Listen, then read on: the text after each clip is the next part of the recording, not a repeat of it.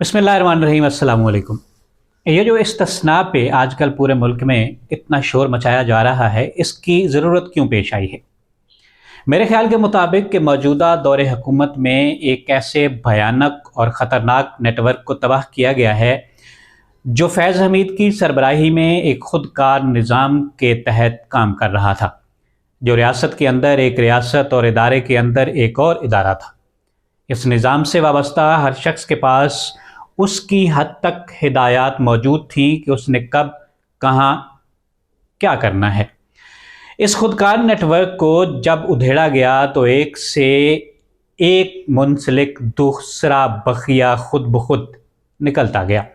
اوپر سے لے کر نیچے تک عدالتوں میں بیٹھے چند حرام خور اور ان کے ٹبر، کئی corps commanders, 3 retired chief justice اور ان کے بیوی بچے، صف دوئم کے جرنیل، 20 بریگیڈیئر، سینکڑوں جونیئر افسران، ڈالر، تیل، منشیات، اسلحے اور دیگر اشیاء کے سمگلر، دہشت گرد تنظیمیں اور ان کے فائنانسر، یہ سارے اس گروہ کا حصہ تھے۔ اس کے علاوہ پولیس اور لوکل انتظامیہ میں بیٹھے ہرکارے، قبضہ مافیا، بھتہ خور، کرائے کے قاتلوں کے جتھے، چند ایک NGOs، انسانی حقوق کے چیمپئنز کی شکل میں غدار، بکاؤ میڈیا اور ان سے منسلک چند صحافی، بیوروکریسی، جوڈیشری، مختلف ایجنسیز میں تعینات انٹرنیشنل ہینڈلرز کے پالتو ایجنٹس، ادارے کے سربراہ سمیت جوڈیشری اور سیاست میں موجود چند کرداروں نے ایک ہو کر اس پورے نیکسس کی جو تباہی پھیری،